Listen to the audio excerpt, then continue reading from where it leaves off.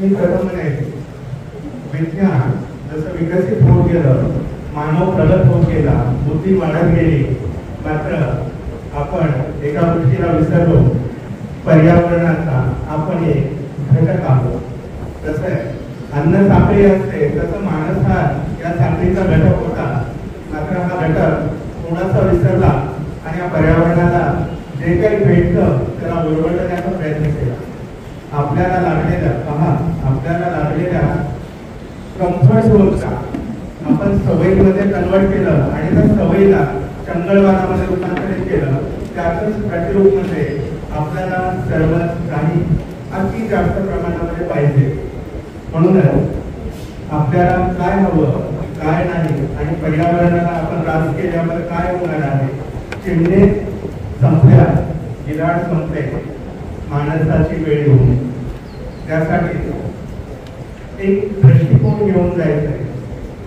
आपला दृष्टिकोन खूप छोटा असतो. मला आजचा दिवस या AC हॉलमध्ये बसता आलं, मला काहीतरी भेटलं, आपल्याला आनंद मिळतो पण थोड्या वेळासाठी. मात्र काही व्यक्तिमत्व की 100 वर्षानंतर आपल्या पुढच्या पिढीचा देखील विचार करत असतात. त्यातीलच एक व्यक्तिमत्व म्हणजे आजचे आपले मुख्य आकर्षण चैत्रामजी देवचंद पवार. मी सगळ्यांना एक विनंती करेन, सर आमच्याकडे कांतराव काका आहेत, आम्ही त्यांना आदराने काका म्हणतो. काका म्हणलं की आमची भीती जाते, आम्ही हक्काने विचारू शकतो. तसं मी आपणास भाऊ म्हणून इच्छितो. सर्व परवडीकरांकडून मी त्यांना कारण की चुकलं तरी पण बहुमान करतो, काही घडलं तरी पण हक्काने पाठीवर हात टाकतो. त्यामुळे मी आपल्याला जे काही बोलेल ते आपल्याला आदरपूर्वक भाऊ म्हणेल. तर मुलाखतीची सुरुवात करताना आपल्याला प्रत्येकाला लहानपण असतं, तसं लहानपणीच्या खूप साऱ्या आठवणी पण असतात. म्हणून आपल्या लहानपणापासून सुरुवात करायची ठरवतो. आपलं लहानपणी असताना आपण उड्या मारत असतो, खेळत असतो. सरांचं लहानपण एका डोंगराळ भागामध्ये छोट्याशा खेड्यामध्ये गेलं. सगळी मला वाटतं आजूबाजूची मित्रमंडळी देखील जंगलामध्ये उड्या मारत होते, शेतात उड्या मारत होते. तर मला सांगा भाऊ की ही मित्रमंडळी उड्या मारत असताना आपल्याला शाळेकडे कसं जावं आणि शिक्षण कसं घ्यावं हे मनात कसं आलं? कारण की त्याच्या आजूबाजूला जर 500 शाळा नव्हत्या, तर आपला शालेय प्रवास आणि आपली जिद्द काय सांगते? सगळ्यांना सांगा, आमचं एक छोटंसं गाव की तिथं रस्ताही नव्हता आणि 3 जिल्ह्यांची सीमा आणि 2 राज्यांची सीमा, गुजरात आणि महाराष्ट्र. जिल्ह्यांचा नाशिक, धुळे आणि गुजरातचा राज्य असे 3 जिल्ह्यांच्या सीमेवर लहानपण म्हटलं तर खूप आमच्या एकत्रित स्थिती होती. त्यामुळे गावामध्ये व्यसनाचं प्रमाण शेती होती नाही, मायग्रेशन चाललं आहे. गावात पण घरची आई बाबा अशिक्षित होत, पण वडिलांची इच्छा होती की मुलांनी शिकावं. आम्ही 3 भाऊ 2 बहिणी भावांचे होतो. मोठे काही अशिक्षित आहे, पण आम्ही शाळेकडे जायचा प्रयत्न केला. पण सगळे संस्थेत मित्र होते, तर काही करायला धर्माकडे जातात, आपण का तिकडे जावं. मग आम्हाला गावापासून 4 किलोमीटर प्राथमिक शाळा होती, तिथं पायी जायला लागायची. त्यामुळे कधी कधी जंगलात पडून जाणार, तिथं पडून जातात आणि वडिलांच्या लक्षात येतं. एकदा मला आठवतं की लहानपणी तिसरीला असताना आता मी पाय बांधले, लेडीच्या ड्युटी होती, पाण्यापर्यंत लोकांना ठेवलं, त्याची शिक्षा वाढवण्याची शाळेत जाते.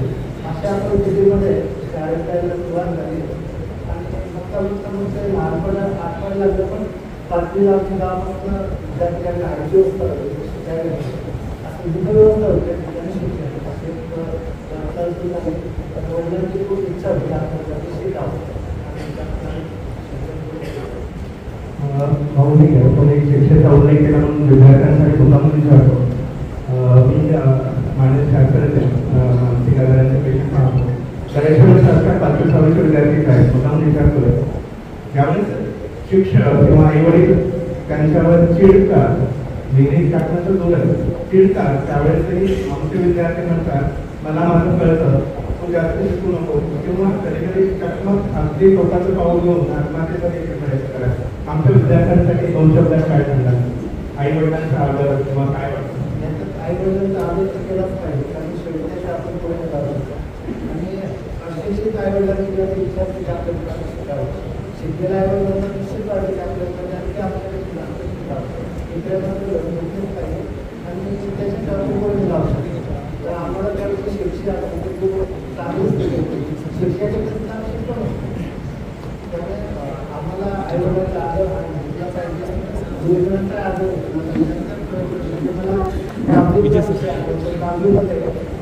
आम्हाला आपले जे वर्ग शिक्षक होते त्याची शेती होती आणि शेतामध्ये लुगडाच्या शेतात आणल्या शिवाय असा एक ते होता. तर मी ते दुखवलं आणि दुखवल्यानंतर वर्ग शिक्षकाने मला दिवसभर सुट्टीनंतर करणं, त्याच्या वेळेस शिक्षा करणं आणि मला ते इंटरनेट सर होतं ते रात्री झोपण्यात पण दिसायला आलं की अरे कामात काय दिसायला सरांनी शिक्षा केली नसते तर मी 10वी पास झालो होतो. त्यांनी 10वीला त्यावेळेस 84ला 16 विद्यार्थी होतो, त्यापैकी आम्ही 2 जण पास होतो. त्या सरांच्या शिक्षणात चालला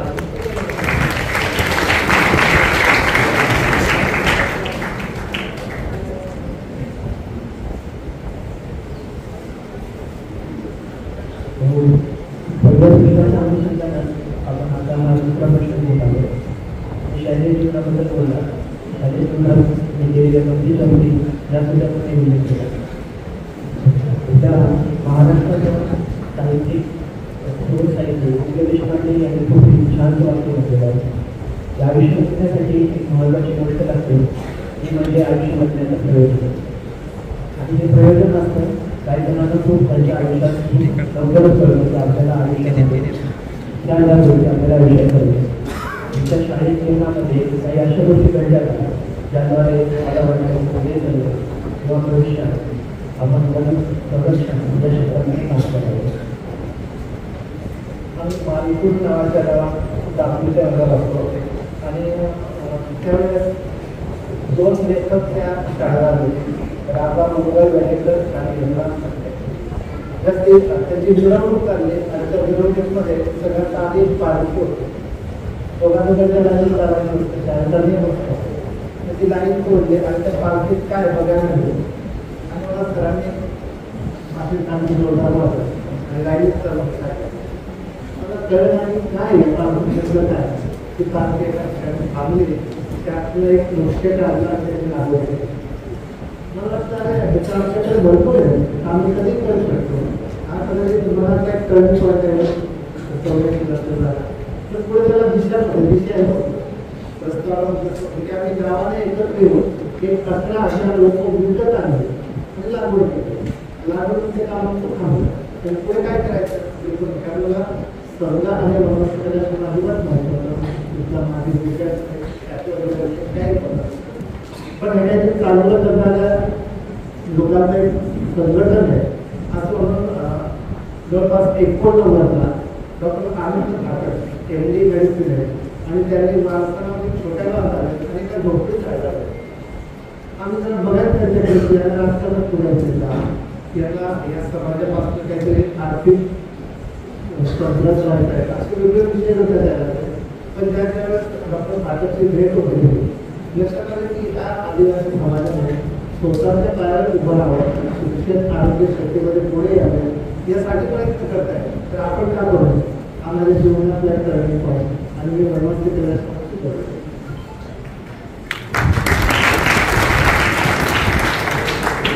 माझ्याकडे असताना एक गोष्ट माझ्या वाटण्यात आली. याला मनुष्यवादाचं काम करत असताना सुरुवातीचे काही वर्ष मी लावलेली होती. यामध्ये प्रामुख्याने केलेलं आहे आणि त्यामध्ये जी झाडी काही नक्की नाही असं सुद्धा त्यामध्ये होतं. पण कुठल्याही संकटावर करत असतात ते कार्य सतत पुढे ठेवणं हे सुद्धा तितकंच गरजेचं असतं. याबद्दल आम्हाला जाणून घेता आलं. आम्हाला दिशा मिळाली 1990 की आपल्या शरीराचं जंगल आहे ते आपण सांभाळलं पाहिजे. ते सांभाळण्यासाठी काय करायचं तर सगळ्यांचं मत होतं की हे काम सरकारचं वन विभागाचं वन संवर्धन आपलं काम नाही. हे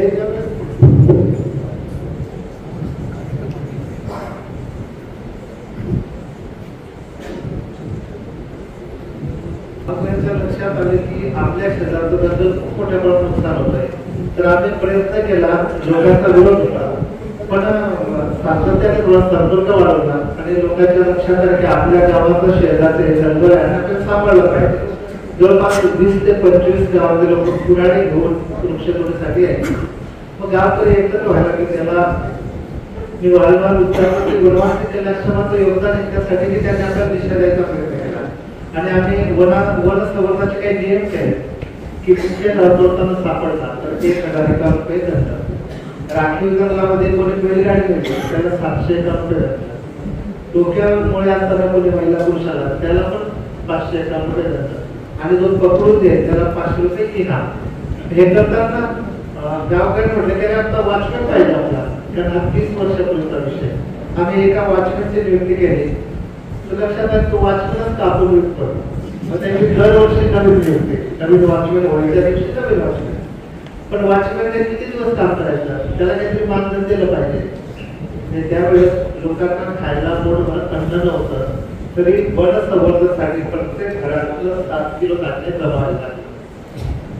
हे विषय आणि लोकांच्या लक्षात आलं की आपलं जंगल आपण सांभाळलं पाहिजे. असे नियम केले आणि त्या नियमांच्या माध्यमातून आम्ही 1100 एकर वनांची सांभाळले की ज्याची किंमत आज 30 ने काढले जवळपास 3,000 कोटीची मालमत्ता आहे.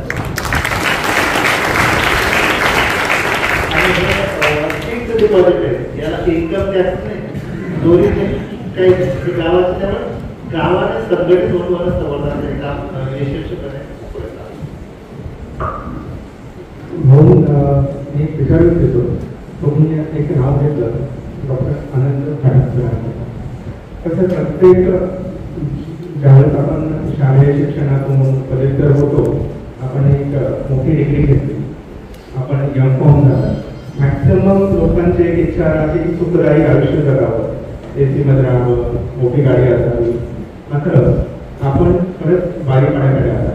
जसं पाहिजे तर बारी म्हणजे खिंड आणि पाडा म्हणजे छोटंसं गाव.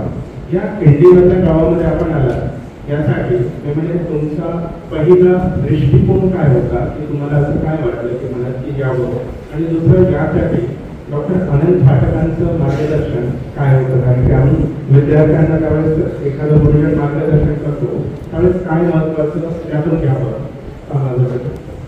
माझं शिक्षण सुरू असताना डॉक्टर फाटक भेटले आणि त्यावेळेस धुळे जिल्ह्यामध्ये MD झालेल्या 2 व्यक्ती होते, त्यापैकी डॉक्टर फाटक ते पण बाहेर आले आणि झोपडीमध्ये राहतोय. आम्ही जेव्हा त्यांना भेटायला जायचो आम्हाला चहा यायचा, खिचडी खावं करायची, पण आम्हाला असं वाटतं की कुठेतरी आज असते मदत नाही.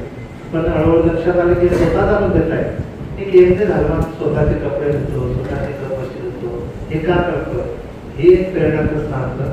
दुसरं आम्ही त्याच्यावर शिक्षणासाठी बाहेर यायचो, प्रत्येकामध्ये करून गावाकडे गेलो की आम्हाला आठवतं की आई आम्हाला शेजारून भाकऱ्या द्यायची आणि मग आम्ही त्या सुट्ट्यामध्ये हे असं चालतं. आपण विकास होते कसं होणार हे मनात कुठे बोललेलं होतं आणि याला रस्ता दिला तो वनवासी कैलासवाने.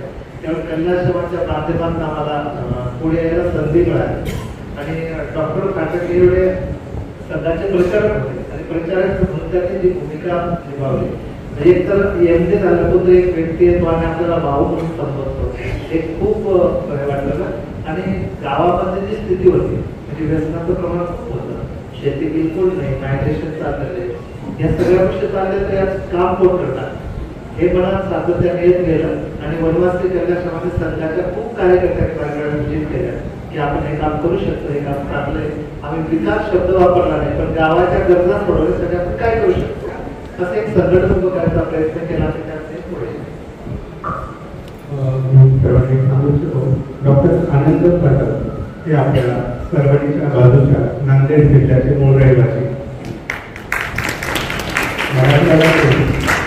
यांची मेडिसिन ही डिग्री त्या काळी शासकीय रुग्णालय त्यामुळे औरंगाबादेतून घेतल्यानंतर त्यांनी आदिवासी क्षेत्रामध्ये जाऊन काम करावं याच प्रेरणेने वारसा या शहरामध्ये जाऊन बारीपाड्याला काम केलं. त्यामुळे खूप सारे क्षेत्र, खूप साऱ्या प्रक्रिया आपल्या आजूबाजूलाही घडत असतात. त्यामुळे तुम्ही खूप काही दृष्टिकोन आपल्या रोगातून शिकेल. त्यामुळे म्हणून की सरांना जे मार्गदर्शन लाभलं डॉक्टर आनंद पाठक आणि सौ डॉक्टर प्रतिभाताई पाठक पुढे जाण्यात शालेय शिक्षणानंतर तुम्ही सांगितलं की तुम्ही B.Com आणि M.Com हे शिक्षण घेतलं आणि हे शिक्षण घेत असताना अत्यंत सुविधा करता तुम्ही पदवी आणि प्रोफेसर झाले.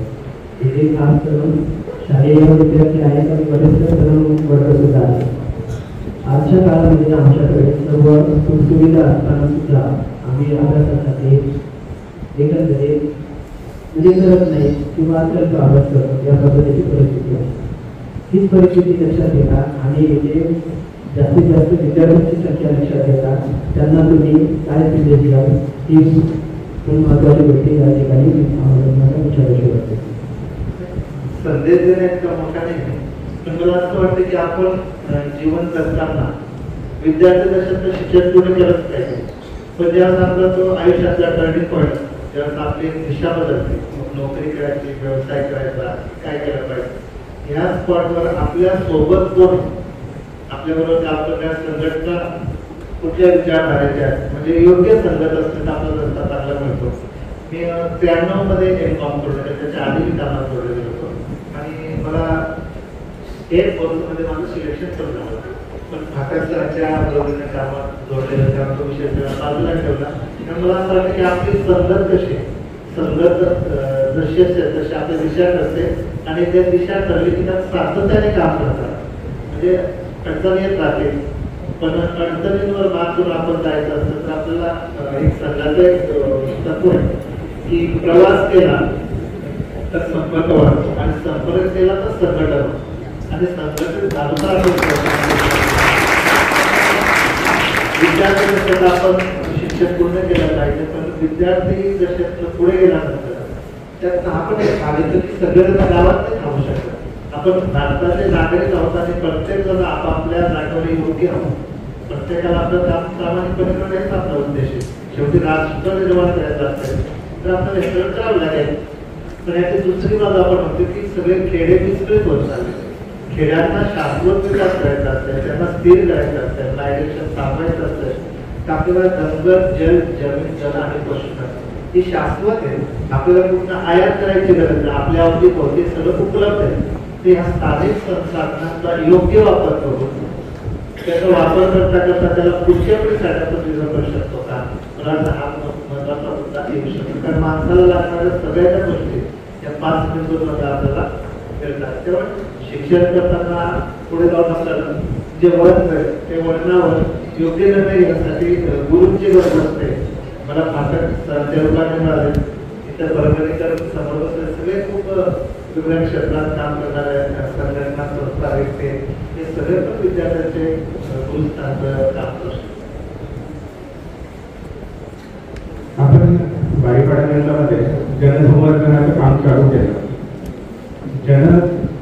ज्यावेळेस आपण हे संवर्धन करायला लागलो जनसंवर्धन तर त्यावेळेस एक तुम्ही पुराणबंदी चालू केली. ठीक आहे, बारीपाडा आपलं गाव होतं, मात्र आजूबाजूला 15-20 गाव होती. याच्याकडे मी सांगताना एखाद्याला असं करू नको, 1-2 माणसं ऐकतील, मात्र 15-20 गावातले कमीत कमी 1000 लोक जरी पडले तरी पण 15,000 लोकांनी आपलं कसं ऐकावं किंवा आपण त्याचं मत परिवर्तन कसं केलं सर्वात महत्त्वाचा मुद्दा आहे. कारण की आपण ज्यावेळेस एखाद्याला कृती करतो त्यावेळेस त्याचं मत कसं परिवर्तन करणं ही सर्वात एक महत्त्वाची गोष्ट आहे. याच्यामध्ये आपण प्रामुख्याने जे 15-20 गावातून लोक आहेत त्याला थांबवण्यासाठी वेगवेगळे प्रयत्न केले. म्हणजे बारीपर्यंत आपण लाकडावरची चूल वापरतो, पण 15-20 गावाच्या लोकांना आपण की तुम्ही गॅस का वापरू नये. आपण आता जी आपली गॅस योजना चालते सरकार, ते आपण 20 वर्षापूर्वी पाणीपाण्याची वन विभागाच्या मदतीने सुरू केली. आपण सोलर कुकर वापरता प्रयत्न केला, आपण तिथं स्मोकलेस चूल आणला. हे सगळं आजूबाजूच्या गावांमध्ये आपण ठेवू शकतो का? म्हणजे गावकऱ्यांना थांबवण्यामध्ये बारीपणा आणि अन्य गाव याच्यामध्ये मारामारीपर्यंत विषय गेले, ते सहज झाला तर बिलकुल नाही. अशा मारामारी झाल्या तर ते सोडवायच्या कशा? आम्ही बोखेल नावाचे एक गाव आहे, तिथले 28 तरुण जंगलात होते. एक दिवस त्यांना आम्ही पकडलं. गावाचा नियम आहे की मुख्य जाळपोळचा रस्ता पडला ते करायचं करताय. तर त्या तरुणाला आम्ही पकडल्यानंतर 2 दिवस त्यांची गावात राहायची व्यवस्था केली, भोजनाची व्यवस्था केली आणि त्या तिथल्या गावाच्या प्रमुख लोकांना बोलवलं आणि त्यांनी 7 झाडं कापली होती. त्या 7 झाडांचा आम्ही 7 द्रव्य दंड आकारला आणि त्या तरुणांना सोडलं. पण तिथं आम्हाला विरोध केला की पाणीपाण्याचं दंड आता कसं संरक्षित करणार, आपण बघूया. त्यांनी विरोध करणं सुरू केला. आम्ही त्या गावामध्ये गेलो, त्या गावची बैठक घेतली की तुम्हाला त्याच्या कल्या पाहिजे कशासाठी पाहिजे. त्याने आमच्याकडे गरबा नृत्य त्या लाईटिंग सगळ्या बनल्या पाहिजे. माझे जास्त दाम दिले असते तर त्या तुम्ही आता देऊ शकता का? देऊ शकतो. गावकऱ्यांनी जवळपास 30 गल्ल्या कापल्या आणि त्या गावाला पोहोचवल्या आणि त्या गावाकडे चांगला प्रतिसाद आम्ही असे वेगवेगळे प्रयोग करत त्यातनं हे चांगलं सहकार्य मिळवायचा एक सातत्याने प्रयत्न केला. आणि याला मग आपण पुढे तिथं डॉक्टर मनीष सुरेशी बसले, त्यांची एक संस्था आहे, त्या संस्थेचा वापर करून आपण आता 44 गावांमध्ये सामुदायिक वन हा विषय घेऊन जवळपास 11,200 हेक्टर वन क्षेत्र हे विकासासाठी.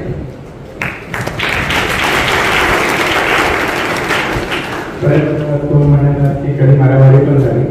तर मला विचारायचं की आपण ज्यावेळेस एखादा अकाउंटवर फाईन लावला तर तसा कधी तुमच्यावर फाईन लावला किंवा तुमच्या घरावर फाईन लावण्याची म्हणजे प्रतितून कधी वेळ आली आहे का तुमच्यावर? आपण या सगळ्या गोष्टींमध्ये पारदर्शकता ठेवतो. म्हणजे सगळे जे नियम केले जे कोणी केले गावाने काय केले, हे कुठल्याही सरकारी डिक्शनरीतून आलेले नाही. गावाने नियम केले तेव्हा ते गावाने पाळलं पाहिजे. आपण पाणीपाण्यामध्ये 92 मध्ये एक बचत गट स्थापन केला, शबरी महिला बचत गट नावाचा. तो बचत गट खूपदा कोलमडला चालला. तर त्याचं एकदा वितरण केलं होतं आणि त्याने कर्ज घेतलं होतं. त्याला जामीनदार महत्वाचे वडील होते. तर तो समोरचा ते कर्ज मिळायला सक्षम नव्हता, खूप मोठा नव्हता, 2-3 हजाराचा होता. वडिलांनी घरातली भांडी आणून बचत गटाला जमा केली. म्हणजे जर आजच तो कर्ज पुरवला असता तर लोकांनी विश्वास ठेवला असता. त्यामुळे पारदर्शकता आणण्यासाठी आपण स्वतःपासून काय प्रयत्न करतो. आम्ही घरातली भांडी दिली पण नंतर ती भांडी आम्हाला परत मिळाली. पण अशा प्रकारे एखादी गोष्ट करायची असेल सातत्याने करण्यासाठी पारदर्शकता सगळ्यांनी पाळावं. सर्वात मोठी गोष्ट शिकण्यासाठी आपण कोणाला सांगताना आपण ती कृती पहिले फॉलो केली पाहिजे. ते सरांचं वेगवेगळे मार्गदर्शक किंवा कृतीतून जी गोष्ट पुढे साध्य होते.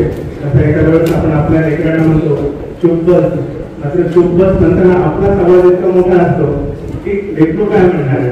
म्हणजे कृतीतून आपण नक्की शिकलं पाहिजे. हा नक्कीच शिकण्यासारखा एक सुंदर आपण पाणीपाण्यापासून सुरू झालेला प्रवास तो आजूबाजूच्या गावामध्ये पर्यटनाचा प्रवास होत गेला. आणि या दरम्यान म्हणजे स्थानिक म्हणजे जिथे काही ग्राहक आहे त्या सर्वांना एकत्र आले. आणि ही प्रोसेस जी आहे ही प्रक्रिया निश्चितच सोपी नाही. लोकांना इतक्या मोठ्या प्रमाणात एकत्र आणणं निश्चितच सोपं नाही. या दरम्यान तुम्हाला बऱ्याच अडचणींचा सुद्धा सामना करावा लागला. त्या अडचणी कोणत्या होत्या आणि याच्यावरती तुम्ही निराकरण करण्यासाठी कोणते प्रयत्न केले? आपण अडचणी कधी मोजत बसलो नाही. अडचणी भावण्यासाठी चांगली बाजूसाठी पुढे लागतो. म्हणजे हे काम फक्त बारीपणापुरतं बघायचं ते वाढलं पाहिजे. हे वाढवण्यासाठी आपण जे 5 बिंदू नक्की केले त्याच्यात आपण एक 44 गावाचा एक समूह केला. त्याचं अडचणी आहेत त्याच्यात एकत्र आणणं कठीण आहे पण त्या सातत्य ठेवणे आपलं काम. तर आपण जे 11,200 हेक्टर क्षेत्र पुढे आहे त्याच्यामध्ये आपण शेतकरी उत्पादन कंपनी स्थापन केली. आपण त्याच्यात वन धन विकास केंद्र स्थापन केलं आणि ह्या पंचकृषीमध्ये काम सातत्याने आपल्याला मिळते. याच्यात राजकीय अडचण येत असतात कारण आपण राजकारणाला बाहेर तेव्हा त्याला तेवढं आपल्याला महत्व देत नाही. पण लोकांना संघटित करणं आणि ते सातत्य ठेवता येतात सगळे. हा जर कठीण विषय पण याला आम्ही एक साधकच वापरले. रामायणाची जी सिरियल होती ना त्याच्या कॅसेट आता गावाला त्याच्यात पण लोकांचं तंत्र मानलं. आणि आता अयोध्यासारख्या तीर्थ क्षेत्रात त्यापर्यंत लोकांना आपण घेऊन शिकतात. लोकांमध्ये एक वेगळा भाव तयार करणं की विकास काय तर आपल्याला जे आपल्या आवडीत होती ज्या गोष्टी त्या साधन ठेवण्याचा त्याचा प्रयत्न. त्यात वृक्षतोड याला काय नियोजन करायला लागणार आहे. सरकारला योजनांची आवश्यकता आहे, सरकारी योजनांची गावाला आवश्यकता आहे, पण योजना कमीत कमी घेणं आणि लोकांचा सहभाग जास्त वाढवणं अशा काही गोष्टी कठीण आहेत. पण आपण त्या सातत्य आपण एक सातत्य ठेवायची गरज आहे. आम्ही कधी ट्रेकिंगला जातो. आत्ताच एक दोन ट्रेकिंग केला. तिथे जाताना पहिलीच पाठी होती येथे कचरा रॅपर काही टाकू नका. अक्षरशः सांगू 7 दिवस चॉकलेटचे रॅपर खिशामध्ये बाळगते. कुठेही काही भेटलं नाही. गडबडीत आल्या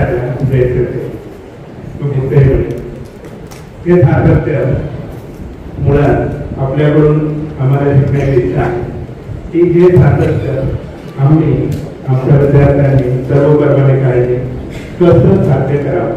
आपण 30 वर्ष झालं वन संरक्षण, जल संरक्षण, संधारण, बचत गट सर्व प्रकारे पालन करतात. सातत्य कसं ठेवावं आणि हा सर्वात आमच्या आयुष्याला लागलेला प्रश्न आहे. आपण शिक्षणाच्या माध्यमातून सातत्य ठेवण्यामध्ये अगदी त्या गोष्टींचा स्वच्छ भारत मोहीम चालली. पण आमच्या गावांमध्ये हा प्रश्नच नाही. प्रत्येक जण आपल्या घरातल्या अंगणातली स्वच्छता रोज स्वतःच करतो. कचरा हा आमचा प्रश्न नाही, हा शहराचा लोकांचा प्रश्न. आमच्याकडे कधी कचरा घेण्यासाठी घंटा गाडी येत पण नाही, भविष्यात येणार पण नाही. त्यामुळे हे काही प्रश्न ते छोट्या गावाचे बिलकुल नाही. फक्त सातत्य आता ठेवायला लागतं की मध्ये मध्ये आपण रस्ता भरकटलो तर आपण दुसऱ्या दिशेत जाऊ शकतो. त्यामुळे राष्ट्रीय सर्व्हिस आणि राष्ट्र हे आम्हाला दिशादर्शक आहे. या कार्यकर्त्यांनी म्हटलं काय हे काम आपण केलं तर आपले पुढचे 25-30 वर्ष आपण चांगल्या पद्धतीने राहू शकतो. त्यामुळे सातत्याचा उपयोग कशासाठी तर धनगर जग पशुधन हे सातत्याने आपण विकसित करत गेलो तर हे शाश्वत विकासाचे मुख्य बिंदू आहे. आणि या टिकवण्यासाठी आपल्याला काय करता येतं, आपल्या गरजा कमी करतात. आपल्या गरजा कमी झाल्या की आपोआपच आपल्याला ते टिकणार आहे. आणि पुढच्या 15 ते 20 वर्ष पुढचं प्लॅनिंग करून आपण कामाला सुरुवात केली. हे सातत्य टिकवण्यासाठी मला वाटतं नेहमीच गावच्या बैठका वर्षात एखादी सहल काढणं म्हणजे आम्ही जे सहल काढतो दरवर्षी एखाद्या विद्यापीठाचा आपला विद्यापीठातून सरांशी बोललो होतो की आम्ही एखादी ट्रिप आणू शकतो. आम्ही काय करतो 2-3 गाड्या केल्या प्रवासासाठी ती खूप जणांना पुढचं सीट हवं असतं.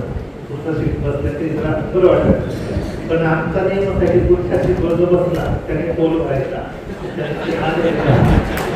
की तो येताना मागच्या सीटवर येतो. आणि हे सगळे येणार भरून गावासाठी काम करण्यासाठी प्रवृत्त करणं हा ते माझा उद्देश आहे. अशा पद्धतीने सहलीत लोक जोडले जातात आणि सातत्य टिकवायला मदत होते. हेच आपण तिथे केले. आपण बद्दल बोलतो आणि हे करत असताना आपण गावामध्ये सुद्धा सुरू केलो. त्याचप्रमाणे भात शेती लागवड सुद्धा सुरू केली. विशेष म्हणजे त्या भागामध्ये ऊसाची लागवड होत नसताना सुद्धा ऊस लागवड करून आणि त्यामधून एक नवं उद्योजक कसा तयार होतो हे याचं मोठे मोठे उदाहरण तुम्ही तिथे सुद्धा करून दाखवलं. तुम्ही कोणाला सुद्धा तिथे चालू करून दाखवलं. महत्वाची गोष्ट की या प्रक्रियेमध्ये पुरुषांसोबत तुम्ही स्त्रियांचा जो सहभाग आहे हा सहभाग सुद्धा तिथे वाढवला. यातूनच एक प्रश्न आहे की यामुळे बालेपाड्याची जी आर्थिक परिस्थिती जी होती लोकांचा जो आर्थिक चेहरा होता तो कसा बदलला.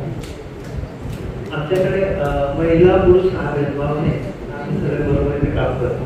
50% शाळेचे ठेवीची पद्धत सगळे बरोबर करते. याचं चांगलं उदाहरण आमच्याकडे वनभाजी महोत्सव होतो आणि त्या वनभाजी महोत्सवामध्ये 100% महिला असतात.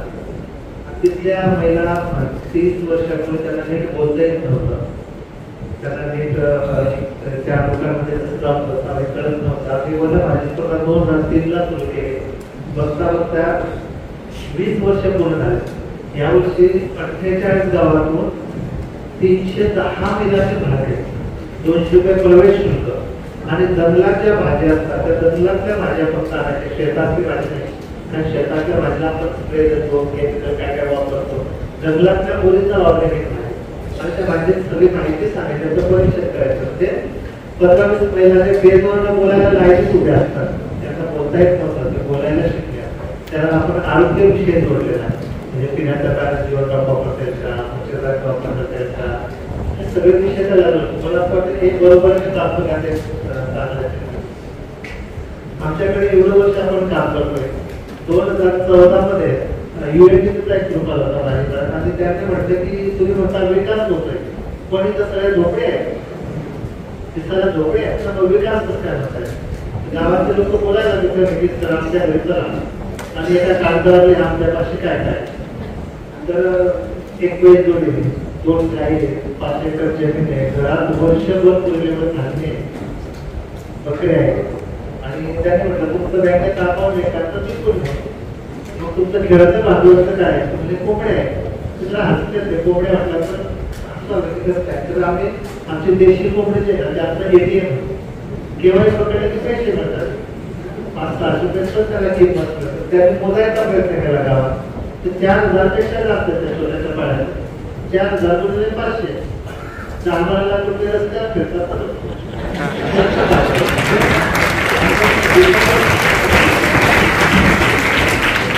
आर्थिक तरलता होती तर आपला बघायचा अँगल थोडा बदलला आणि तिथला आपण आपल्या सगळ्या लोकांच्या गरजा खूप कमी आहे. गरजा कमी द्यायला होतो तरी भेटतात, तर आपण म्हणतो की त्याचं जे भोजनाचे थाळ आहे ते शुद्ध असले पाहिजे, शुद्ध ऑक्सिजन मिळाला पाहिजे, शांत झोप आले पाहिजे. म्हणजे आम्हाला म्हणतात की आदिवासी गरिबी असं म्हटलं की मान्य आम्ही गरीब आहोत, पण भोजनामध्ये आम्ही देशी कोंबडी पकडली तर 1000 रुपयाची किंमत, 2 किलो आले. त्याला इंग्रजी सरकार सुगंधी तांदूळ भोजनात वापरले, शुद्ध पाण्याची बाटली ठेवली आणि प्युअर मोहाची 200 रुपयाची बाटली बनवली. त्याची किंमत जर काढली तर ते 1,500 ते 2,000 रुपये होतात. 1,500 ते 2,000 रुपये आम्ही भोजनावर खर्च करतो आणि वर्णावाला थोडा तुम्ही गरीब आणि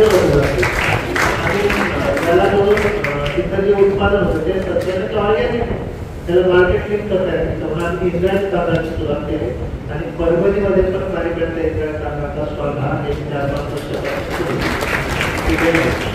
आम्ही योजनांच्या मागे पळत योजना करत आम्ही काही फुल आपल्याची सुरुवात केली. कुठल्याही बँकेचं लोन प्रकारने घेतलेलं नाही, विचार बदलायचा प्रयत्न केला.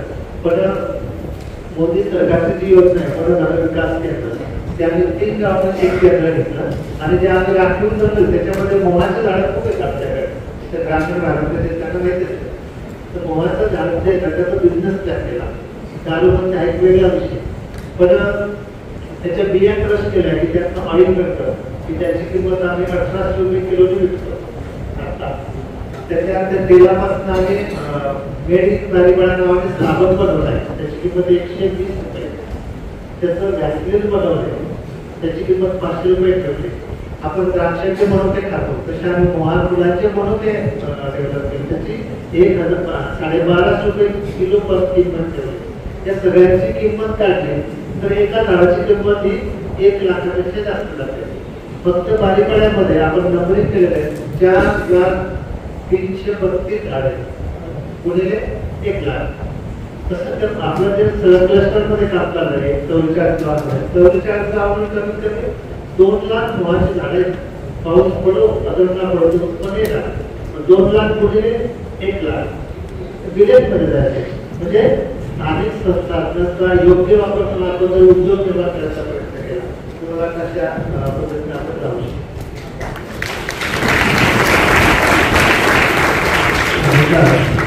काय ते जे भाऊनी सांगितलं त्या गोष्टी आपण इतरही अंदाज लावू शकतो, परंतु मी एक संवेदनशीलपणे सांगेल आणि तुम्हाला पण प्रवेश येतो की आमच्याकडे बऱ्याच वेळेस आमच्या एक गोष्ट येते की आम्हाला हे पाहिजे 12वीचे 10वीचे पोरांना डॉक्टरही पाहिजे, शेतकऱ्याला ते नाही जर आलं पीक जर वाया गेलं तर एखाद्या वेळेस आत्महत्या देखील होतात, मुलांमध्ये आत्महत्या होते.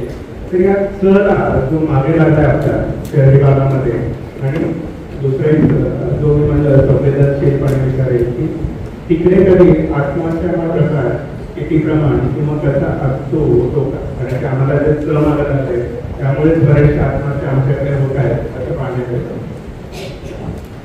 मला असं वाटतं सगळ्यात आपल्या गरजा आपण कमी करू शकतो. काय सगळ्यात मोठा विषय आपल्या गरजा कमी केल्या की स्थानिक संस्थांना आपलं बाहेर.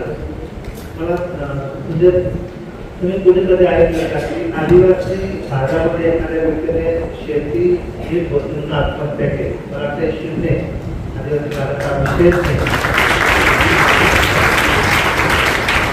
आदिवासी माणूस एक दिवस उपाशी राहील, कुठतरी बसलेला असते, पण तो कधी भीक मागताना आपल्याला दिसतात नाही. स्वाभिमानी माणसाचे लक्षण आहे. तेव्हा तो माणूस आपल्याला कुपोषित वाटतो. तो माणूस आपल्याला वाटतं की हा गरीब आहे. मला असं वाटतं की तो माणूस गरीब नाही, विचाराने श्रीमंत आहे. तो कदाचित कपड्याने आपल्याला गरीब दिसेल, आरोग्यामध्ये गरीब दिसेल, पण त्याची शारीरिक क्षमता आहे खूप चांगली आहे. म्हणजे कधी कधी आपण सगळे वाचतो पेपरमध्ये की गडचिरोलीमध्ये नक्षलॅट वगैरे गरीब माणसं राहतात खूप. मला असं वाटतं की ते गरीब नाही, कारण गडचिरोलीमध्ये वनसंपदा खूप आहे की ज्याची भविष्यात गरज आहे. वनसंपदा असल्यानंतर जलसंपदेनं साकार जल त्या जमिनीमध्ये चांगल्या प्रकारचे आणि दुसरी उपलब्ध आहे. तिसरी आपण म्हणतो की गोधन तिथे एवढं आहे, देशी गोधन की आपण संध्याकाळी जर त्यांनी चालू शकत नाही, एवढं गायीची संख्या आहे. चौथी गोष्ट, तिथला माणूस शारीरिकदृष्ट्या असा दुबळा आहे, पण त्याच्या डोक्यावर आपण आज पण 50 किलोची बॅग ठेवली तर तो 2 किलोमीटर चालू शकेल, आपण अर्धा किलोमीटर पण चालणार. हे शारीरिक क्षमता पण. आणि तिथं शेती विकसित नसल्यामुळे परंपरागत शेतीचे आपण त्या मिलेट्सचा जो विषय आपण करतो वारंवार, त्या मिलेट्सच्या भागामध्ये खूप चांगल्या पद्धतीने ठेवलेला आहे की त्याला मला असं वाटतं की हे सगळे जे संपत्ती ना ही जगाला 15-20 वर्षांतर याची गरज नसेल, त्यामुळे आपल्यासाठी बँक बॅलन्स आहे मशीनची आरामी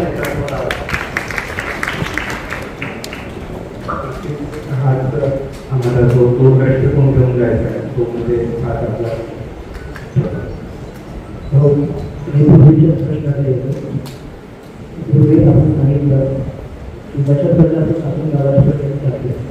त्या बचत गटाच्या संदर्भात पुस्तक वाचत असताना एक छानसा प्रसंग आलेला आहे जो की त्याच्या घराशी संबंधित आहे. आणि या तो पर्टिक्युलर लेख वाचल्यानंतर मला एक कळाला की बहुतेक आहे त्याची वंदना करू. तो प्रसंग आमच्या परभणीकरांची गावात सांगावा.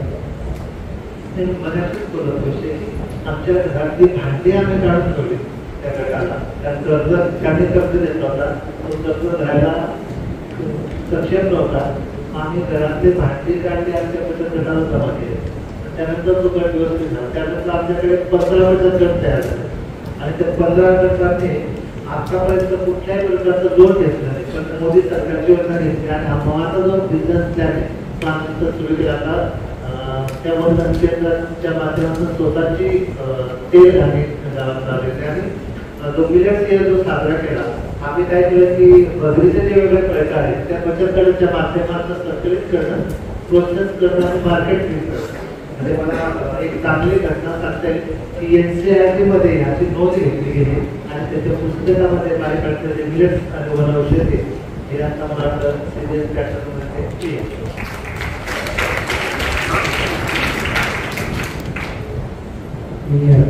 आपण 5 ज म्हणतात, छंद, जमीन, जनावर आणि जन.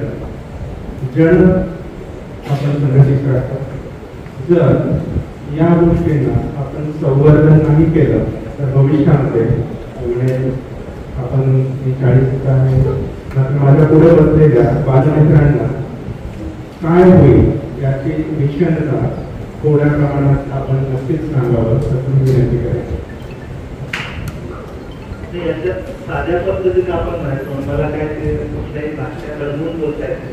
आपण जे काय करतो ते तर भविष्यामध्ये आता आपण म्हणतो की जंगल जल जमीन थर आणि पशुधन ही आपली काळाची गरज आहे. ज्या राष्ट्राने विकासाच्या नावाखाली सगळं संपवलंय त्यांनी 17 गोलची निर्मिती केली. तुम्ही 17 गोल देते याच्यावर आधारित आपला विकास पुढे चालला. ते आपल्यासाठी नाहीच आहे, आपली परंपरा आहे, आपली पद्धत आहे. पण मला असं वाटतं की वन संवर्धन ही खूप काळाची गरज आहे. कारण ऑक्सिजन पाहिजे असेल त्यासाठी जंगल डेव्हलप करायला आहे. ही एक साखळी आहे, जंगल जल जमीन जंगल पलटण. यातनं आपण एक बिंदू जरी मायनस केला तरी माणसाचं जीवनमान सगळं पडतं. त्यावेळी येणाऱ्या भावी पिढीने पण याच्याकडे जास्तीत जास्त लक्ष देऊन करता येतात. तर नुसतं जंगल वाढून एवढंच नव्हे तर आपण ॲग्रो फॉरेस्ट्रीमध्ये काय करू शकतो. तर खूप लोकांच्या अपेक्षा असतात की आपण जे लागवडतो त्यातनं आपल्याला उत्पन्न पण झालं पाहिजे. तर ह्या सगळ्या बाबतीत याला वेगळ्या विद्यापीठ वेगळे चर्चे ह्या सगळ्यांचं सहकार्य घ्यायला गेलं आपल्याला. आणि हा जो काम आहे मिशन म्हणून आपल्याला पुढे लागेल. पण पर्यावरणावर ते काम करताना आपण जे रिझल्ट बघतो ते आपल्याला 5 आणि 6 वर्षात म्हणून शेतकरी आपण कमीत कमी 10 वर्ष सातत्याने काम केलं तर कुठं जलस्तर दिसतो, कुठं कृषी वाढ दिसतात, शेतीमधला बदल आहे. ते सातत्य घेऊन आपलं हे काम पुढे घ्यायचं आणि याच्यामध्ये युवकांचा सहभाग आता वाढत येते वाढत राहतात. सगळ्यांना ऐकायला लागले की पर्यावरणाशिवाय आपण करू नाही शकत. आपल्या स्थानिक रहिवासी स्थानिकच नाही तर संयुक्त बनवून आपल्याला माध्यमातून इथली जी काही जैवसंपदा आहे जैवविविधता आहे यामध्ये सुद्धा सकारात्मक प्रकारे तिथून पाहण्यात आले. या संदर्भातला एक प्रश्न आहे की ज्यावेळेस आदर्श गाव कसा असावं त्याचं ज्यावेळेस सर्वेक्षण झालं त्यावेळेस आयुक्त केली या सर्वेक्षणात असं सांगितले की भाजीपाला जे गाव आहे हे सर्व विकासाच्या आधारे आणि आमच्या देशाच्या एकंदरीत क्रमांकाने भाजीपालाचे 2 नंबरचा क्रमांक मिळवला. तर या संदर्भात ही जी काही एकंदरीत गोष्ट आहे ती आम्हाला सर्वनीकरणात आवडेल. आपण जे काम करतो ते पुरस्कार आपल्याला आपली छोटी छोटी गावं विकसित करणं आणि नवीन स्वावलंबी भारत निर्माण करणं आपलं ध्येय आहे. त्यामुळे पुरस्कार हा विषय ध्येय मागतो. पण तरी आम्हाला पहिला पुरस्कार मला 2001 मध्ये आदिवासी हिंदू असलेल्या या गावात त्याच्या मधल्या काळात जवळपास 32 पुरस्कार गावाला. त्यातला international fund for agriculture development तसं रोगला ही संस्था आहे आणि त्यांनी आशिया पॅसिफिक मधलं नामांकन मागवलं की एखाद्या गावाने व्यक्तीने किंवा संस्थेने अशा पद्धतीने गावासाठी काम केलं असेल की जेणेकरून गावातल्या गरजा पूर्ण झाल्या. तर त्यात आपण हे जे 5 सूत्र जे काम करतोय या 5 सूत्रांमध्ये आपल्या गावात जो बदल झाला म्हणजे आपण म्हणतो ना की GDP वाढवायचं तर आपण खर्च केला पाहिजे. खर्च केला तर GDP वाढतो पण आपला खर्च खूप कमी म्हणजे आम्हाला 2000 रुपये कॅशमध्ये किती होता. मग हे 2000 रुपये का घ्यायचे तर माझी फुलं विकायचे, कोंबडी विकायची, बकऱ्या विकायच्या आणि आपला किराणा लागतो. आम्हाला अन्याची सर्व गोष्टी विकत आणायची गरज नाही कारण आमच्या घरांमध्ये हे सगळं शाश्वत आपण त्यांना सामान्य केलं होते आणि त्यांना तो पुरस्कार त्याचं वितरण द्यायचं. त्यावेळेस त्याचा स्फोट झाला आणि सगळीकडे वाटते की अशा प्रकारचे वनवासी कलाशांच्या माध्यमातून काम चाललं. याची खूप वाईट घटना पण घडली. त्या आम्ही पुरस्कार घेऊन गावात पोहोचलो. गावकऱ्यांनी 7 किलोमीटर पाण्यामध्ये ना तो जुलै महिना होता मिरवणूक काढली आणि 8 दिवसांनी विषय निघाला की पुरस्कारचा पैसा कुठे. कोणीतरी भरवलं की पुरस्कारमध्ये खूप पैसा मला तू विदेशात ठेवला आता तुम्हाला मिळणार अशा भानगडी सुरू झाल्या. आम्हाला 1 वर्ष हा सगळा प्रश्न सोडायला. मग आम्ही पुढचा टप्पा काय करता की पुरस्कार घ्यायला जायचं असेल पुरस्कार सत्कार म्हणजे पण असेल ते गावाच्या समितीला घेऊन जायचं आणि समिती समोर घ्यायचं. तर समिती त्या लक्षात द्यायला लागलं की काय पुरस्कार समिती एक सन्मानपत्र असतं, एक शाल श्रीफळ आणि 2-4-5 रुपये असतात. त्याला गाडी भाड्याला त्याच्यातच जातात. तर आम्ही मुंबईत एका कार्यक्रमाला गेलो आणि त्या मुंबई त्याच्यात होतात कार्यक्रम संपला. मला माहिती होतं की आम्ही जेवणार निवांत होते. आमचा 15 जणांचा ग्रुप होता. सगळे पटापटा निघून गेलो. गावकरी म्हणजे आता आपलं काय जेवणात कोण आपल्याला कोण घेऊन जातात त्या दिवशी त्याच्यात ठरवलं की आता पुरस्कार घ्यायला तू जायचा आम्ही गाव सांभाळतो. सगळे प्रश्न चालला म्हणजे आपण जे बोलतो त्या पद्धतीने त्याला वेगळ्या केलं तर आम्ही कुठेही जातो. आता पद्मश्रीचा 28 फेब्रुवारीला आहे. आम्ही गावात 25 जणांची यादी केली. त्यांना मध्ये प्रवेश नाही, फक्त थांबते पुरस्कार आपल्याला भेटते. पण हे क्लिक आणि हे सांघिक काम आहे, क्लिक होत आहे. त्यामुळे ह्या कार्यक्रमामध्ये आम्हाला तिघांना परमिशन त्यात वनवासी कलाशामध्ये ज्येष्ठ कार्यकर्ते सुरेशराव कुलकर्णी बरोबर कारण सांगितलं आहे ना सगळं. त्यामुळे सगळ्या कामामध्ये पारदर्शकता ठेवणं. म्हणजे मी गावात जातो, लोकांना वाटतं की याच्या घरात काय शिस्त कसा राहतो, कोणाशी कसा बोलतो, हे सगळे काम निरीक्षण करत असतात. याला आपल्याला सगळ्यांना मुद्दा देते काम करतात पुढे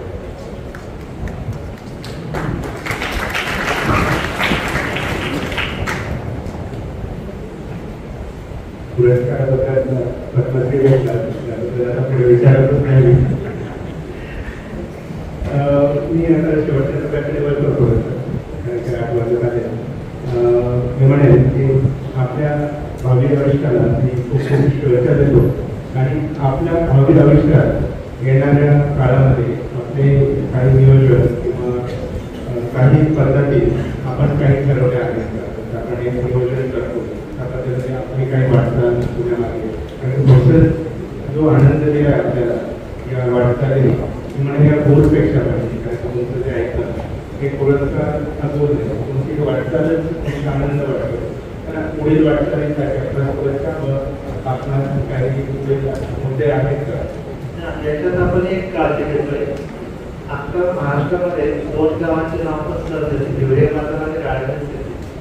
मला असं वाटतं की राळेगण सिद्धी आणि हिवरे बाजार याच्या आजूबाजूला काम किती करतात आहे चित्रनाट्य भाग त्याची काळजी घेऊन आपण पारीपाडा आणि आसपास म्हणजे आता टोलगाव एक समूह केला त्यात सातत्य ठेवून आणि सातत्यानं आपण 40 गावातून प्रेम आहे 3 महिन्याचे प्रांत प्रचारक कोणातरी वेळ घेऊन एक 40 तरुणांची बैठक सातत्याने घेतली 2017 पासून. या बैठकीचा उद्देश आहे की कुठे टीम जोडली गेली पाहिजे. म्हणजे आता बारीकात आम्ही काम करतो माझा आता प्रवास बाहेर असतो या गावाची सगळी रचना चांगल्यासाठी गावात करून तयार झाले. त्याचा हे काम पुढचे 20 वर्ष कोलमडणार याची शास्त्रज्ञ आपल्याला मिळाली. पण हे काम आपल्याला पूर्ण करायचं कदाचित पर्यावरण हा विषय जगाला भेटणारा प्रश्न आहे. भविष्यामध्ये जंगल जल जमीन हे खूप मोठं जगण्याचं साधन आपण नष्ट करू की काय कारण आपली जमीन हे बँक बॅलन्स म्हणून आपण उपजाऊ जमीन आपण कशी ठेवू शकतो. तर हे जे पंचसूत्र आहे हे देशभरात कसे नेता येते आणि याला शास्त्रोक्त पद्धतीने सातत्याने चालवण्यासाठी काय करता येते. आपण बघतो की सरकारने पण पर्यावरण गतिविधी हा विषय सुरू केलेला आहे. अशा वेगवेगळ्या संघटना संस्थांचे संपर्क करून यांना या कामामध्ये सहभागी करून हा विषय पुढे नेण्यासाठी आपण सातत्याने प्रयत्न करूया.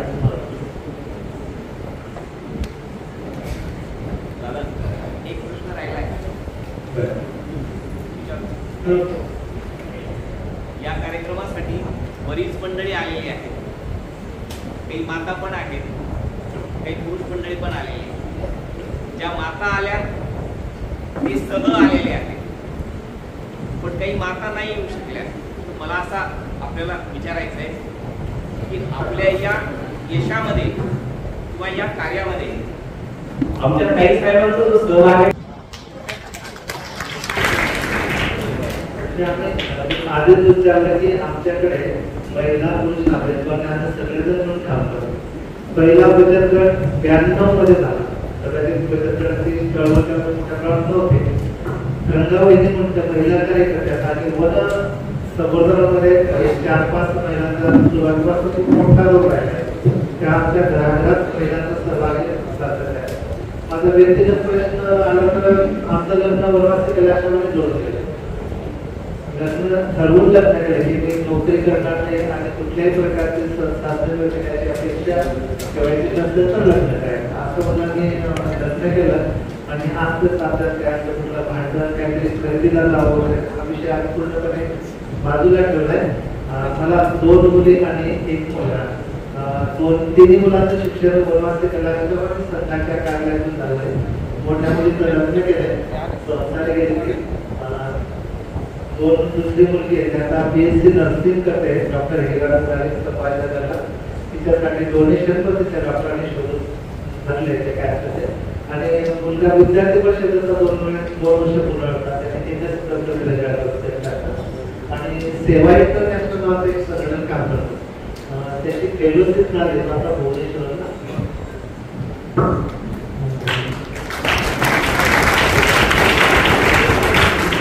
आपल्या परभणीकरांच्या मनामध्ये काही प्रश्न असतील तर आपण नक्कीच विचारू शकतो.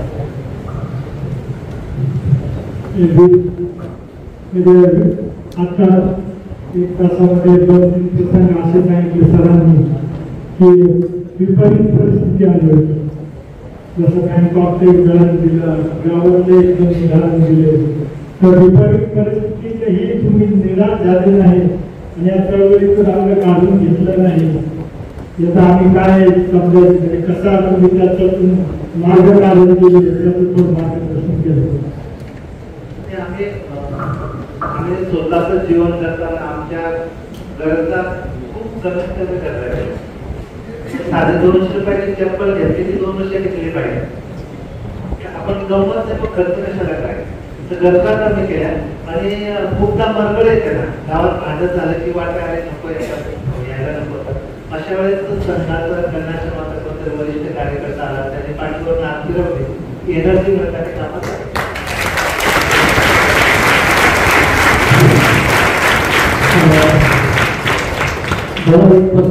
मला आपल्या गावाच्या ग्रामपंचायतीवर वाक्य लिहिले की आमच्या गावामध्ये एकही व्यक्ती दारिद्र्यरेषेखाली नाही.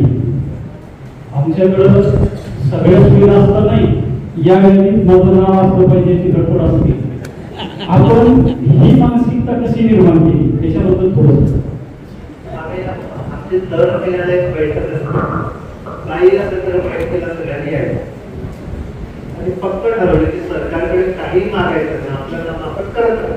सरकारला मग येतं, त्यामुळे सरकारला दोष बसण्यात मजा नाही. आपण आपलं काम करायचं, सरकारचं काम करायचं.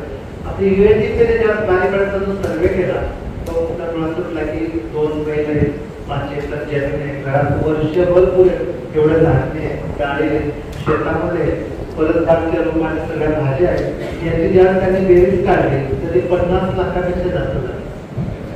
आणि बँकेत अकाउंट नाही त्याचा फिक्स आहे, म्हणजे सरकारच्या जनगणनेनुसार BPL कार्ड सरकार पण आम्ही आपला सर्वे जो केला त्याच्यामध्ये आम्ही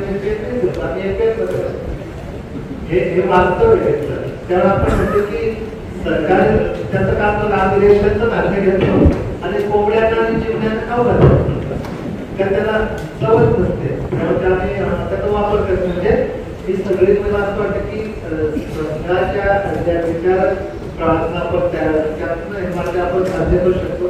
प्रत्येकाकडे 5 एकर जमीन, 3-4 जण एक वेग आहे, त्यातून पाण्याचा वापर आहे. कोविडमध्ये आम्हाला खूप प्रश्न केले की तुमच्या गावाला काही गरज आम्ही पुरवतो, काय गरज सगळे आपल्याकडे होतच ना. त्या कोविड म्हणजे काय, लॉकडाऊन मध्ये काय होत नाही त्याचं काही घेणं नाही. हो, प्रश्न नाहीये, मला एक विचारायचं आहे की फुलावर आणि बियाण्यावर पूर्वी शासनाची बंदी होती, आता केंद्र सरकारने बंदी उठवली. बंदी असताना तुम्हाला काय त्रास होता, आता उठवल्यानंतर काय अनुभव? आणि सरकारने त्याचं काम करावं आणि आमचं काम करतो. तर बालेपाड्यामध्ये 6 कुटुंब आहेत की ते रोज दारू पिणारे. आम्हाला गुंतवण होतात की व्यसनमुक्ती तुम्ही काय काम केलं, आम्ही काही काम केलं, व्यसनमुक्ती आमच्याकडचं अपरेशनच नाही. त्या 6 कुटुंबामध्ये नवरा बायको पिणारे, ते दारू पितात, थोडे भांडण करतात असतात आणि सकाळी वृक्ष जातात.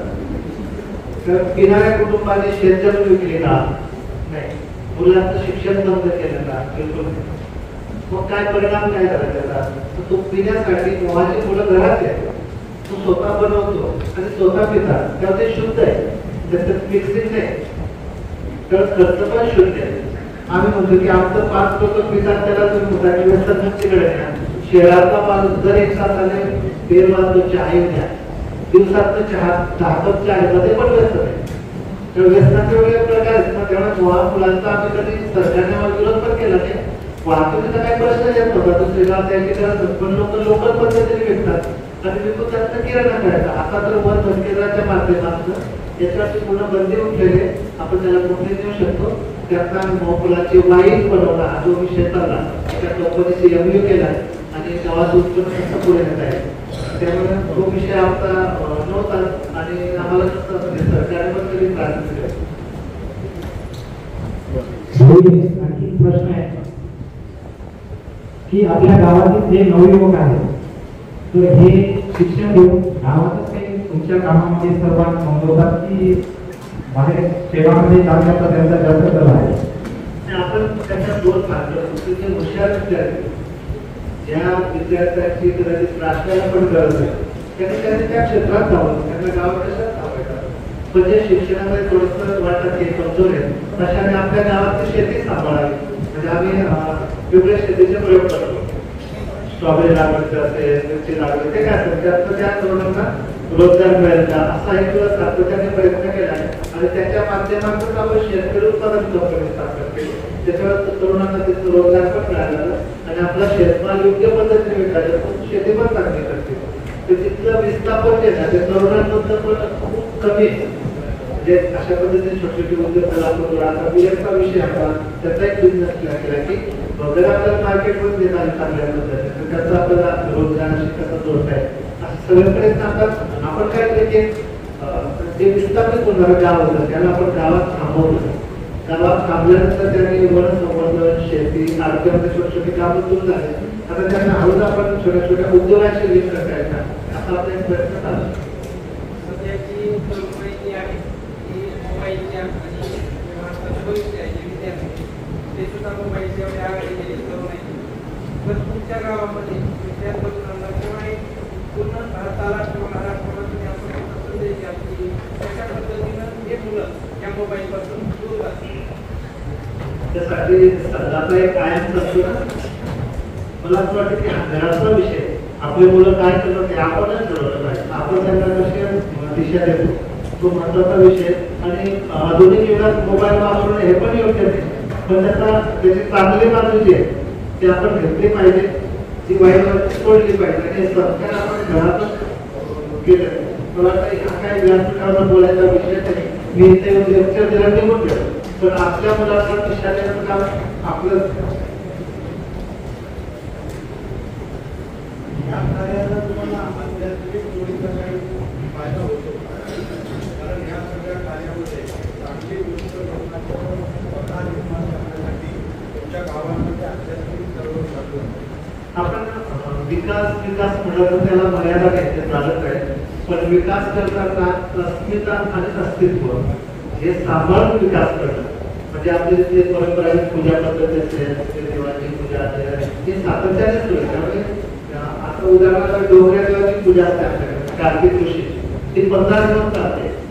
तर 15 दिवस कशी चालते तर ते नागरी गावाचं जे पीक आहे ते पूजेच्या मध्यस्थानी असतात आणि 15 दिवस नॉनव्हेज खाणारे, रोज पूजा करते, भिक्षा मागून देणारे, मस्त अशी ती सगळी चांगली करतात. मला वाटतं अशा पद्धतीने हे सगळं टिकून आहे. त्यामुळे अस्तित्व आणि अस्मिता सांभाळून विकास करणं जोडलं.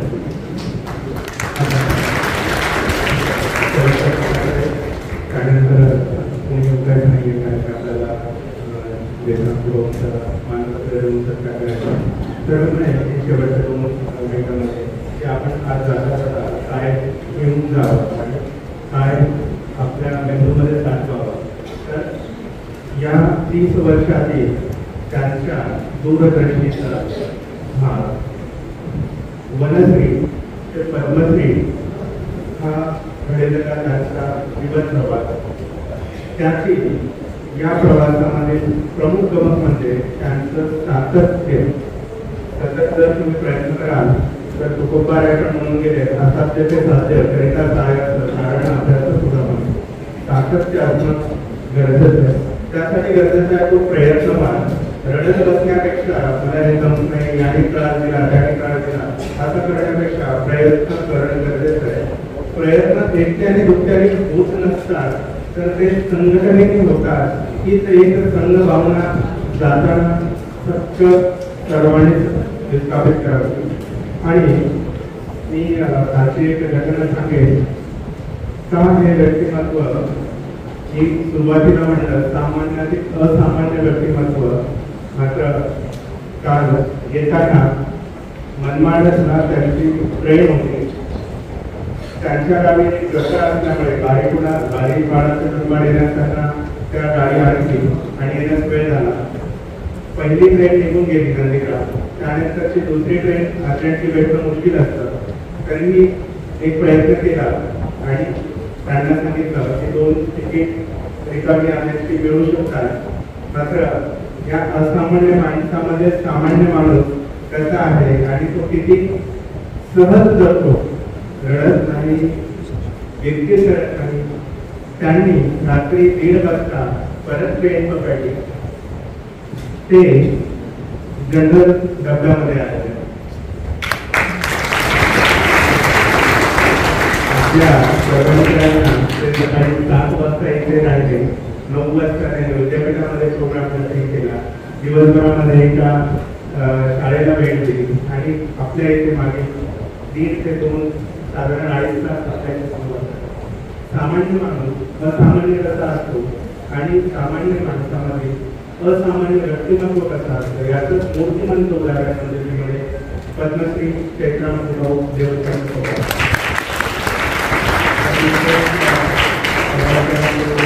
सांगतो. आणि पुढील मानपत्राच्या कार्यक्रमासाठी कोणी जास्त रुपयाचं नाही, कारण आपल्याला